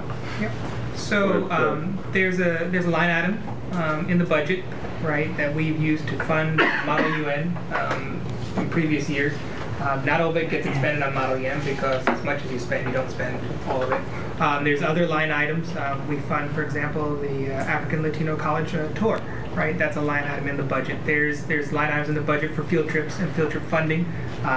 The district and the high school combined have about $11,000 budgeted to kind of help defray the cost of field trips and buses for our students. We have resources in place to kind of help with lunches and to support it. That's one of the costs that are associated with it. We partner with BOCES using the BOCES Enrichment Fund that sometimes helps defray the cost of tickets for things where students need to go to different shows and do various things. So there's money available, and sometimes it's a matter of people asking, which is hard. And so we've been working on trying to find different ways where it's not as public. For people to say, hey, I need help, but kind of a note to the teacher or a side conversation to kind of help us organize and rally that support around. But there are certainly resources there to help kids participate. Okay. I've been in many meetings with FEE, to help kids do many amazing things, and we've always managed to find a way to help. We've been very successful with that, particularly as it relates to the digital divide. We're making sure that rural kids, kids from the city, kids from the hill, kids from the valley get the same opportunities in terms of technology. So we work diligently and connected with resources in and around the district to make sure that there's a connection and there's a unified consciousness to serving all of our kids, no matter where they're from, what they wear, or who their parents are. So that's one of the significant and very valuable aspects of EDGE. EDGE is universal. EDGE reaches out to every kid through effort and to serve every single kid, no matter where they come from. And we've been very successful at that. We have a group of students who never thought about playing basketball until recently. A group of students who never even imagined what a wall is. We have kids who are taking those experiences, and we're very proud of it. And there are more challenges to come, but we're looking, hey. Cool camera that captures footage too. And a child falling off the wall, that's just great. You didn't fall, the rope said We have a belay system. Yes, we do. Yes, we do. Go ahead. Spongy floor. Yeah, and a spongy floor. Go ahead. How many new clubs this year? I know that was a goal, but how many? Good question. I would say, I'm not going to go through and count, but I'm going to guess we got 2 more today, literally today. I can count them in that list because we're still working through the details, but I'd say every year we get 5 or 6 new clubs, and some are eliminated either by lack of interest or lack of advisor or something like that. So. But because of the EDGE push, did we get more this year than previously? Yes. Okay. Yes. I just want to reiterate in this context what a number of us have been saying all night. Thank you to the teachers who step up and lead these clubs, because this is, as you said, this is an enormous amount of commitment for very little compensation, and it makes an incredible difference not only in kids' lives but in the relationship with the teachers and the schools. It's a wonderful direction to be putting our resources. And my question is maybe to Mr. Powers and other people, are we providing enough resources to our teachers to make it worthwhile? How do we compare to, say, neighboring districts in this? Have we looked at that? You know, if you're saying, okay, we're getting all these teachers stepping up and volunteering to do this, you know. That's an interesting question, right? If you look at our teacher's contract, we follow the teacher's contract. That's a mutually agreed upon document. The teachers come to the table, you come to the table, you say this is what we're willing to work and do for our kids. If you look at it as a BOCES region, there are some of the larger organizations on campus that we do not even come close to the BOCES regional amount in terms of remuneration. So if you're a class advisor, so a freshman, sophomore, junior, senior class advisor, or a National Honor Society advisor, paying the $289, help me, $270 a year is in some cases 10 to 20 times less than what Newfield, Dryden, Candor, T-Berg compensate their advisors at.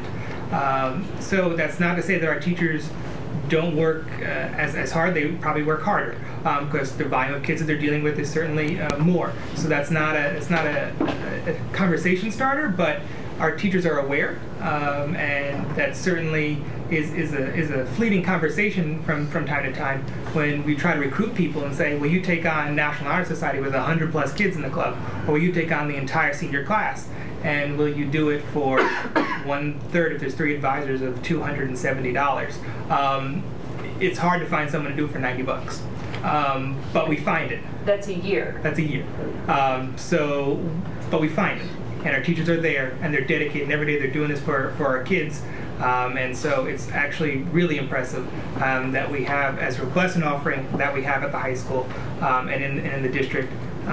All things kind of considered, when the disparity is pretty big between some of the smaller schools in our BOCES region. Well, and just again, duly noted, I'm, as a parent and a board member, incredibly grateful to the teachers and the time they put in, and to Mr. Melander and Mr. Nunn for coordinating this, and for Dr. Brown for spearheading this. It makes an incredible difference to our kids, and I'd like to see it as the district goal, make a difference to every kid. Other questions? Anyone? One Sure. last. Bernard, go ahead. I guess. Are these currently open to LACS members, or will they be on any of these clubs? Absolutely. That was a priority. As I said, everyone's all inclusive, but we made sure.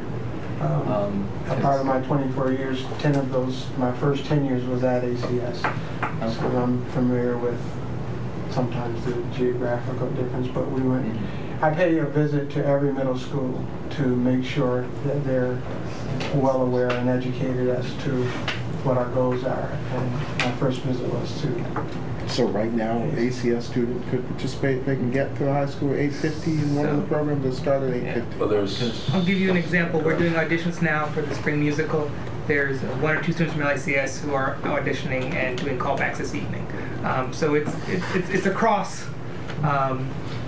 It's really across schools. It's not as tight because of the transportation component, but they certainly are there participating the same way they participate in our classes and our coursework in our building. The opportunity is there. Then we have students headed for the wall tomorrow. Okay. So this is the first time I've really ever heard much about it, so I guess I'll take the message back and try and spread it more. Fancy PowerPoint. Yeah. It's kind of all fresh off the presses, so Yeah. just again. And it will come to all 4 secondary schools. Okay. What's the club that does a laser light show for sporting events with smoke, and what would that be called? Like when they introduce the players? Be the sponsor. Can I be the sponsor? I'll volunteer for that. Volunteer for your check buffet, I hope. Pyrotechnics. Excellent. This is what excellent look like. Tell me what lasers. No pyrotechnics, just lasers. I can do the pyrotechnics, that'd be great. No blowing up the gym, please. I wrote it down. Laser smoke. Anything else for Carl P. and special acts?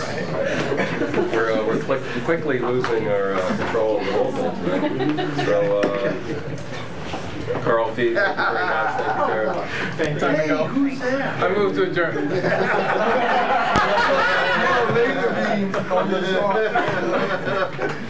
Who is music. We could do. Who is that next man? Oh, I'm sorry. I thought we were at other business by board members. We are at other business, and apparently that Seth Peacock on a log. That's not on the agenda. For those of you who don't know, interviews are being done, and Seth has an interview that's running on the web right now. And apparently, it happened in a wooded area of unknown. I made it back safely. That's the important thing. There and back again by Seth Peacock. Are you? That's just up there for. Just let it play in the background. Let it go. Dr. Brown, it's not the same without the music. Right, Jenny? That's for the lazy being fun. No lazy beans, no smoke. Yeah, make up your own captions. It's great. I move we adjourn. No, is there any other business by the board? I think we're probably have had way too much fun. So, all right. Board meetings, other meetings are noted on the agenda, and I think we've got some motions to adjourn. Are you all right? You're looking. No, I'm looking at Pat. Do we have a policy meeting on Thursday? November 8th. Wait, let me check my calendar. See, we did have business. Yes, I have a policy meeting on this Thursday, October 25th. Yes, I did too. That was my fault. I left it out. It's October 25th. All right, and you will have a groundswell of support at that meeting on the 25th. And, we are going to go ahead and adjourn and go on to other things tonight. Thank you, everyone.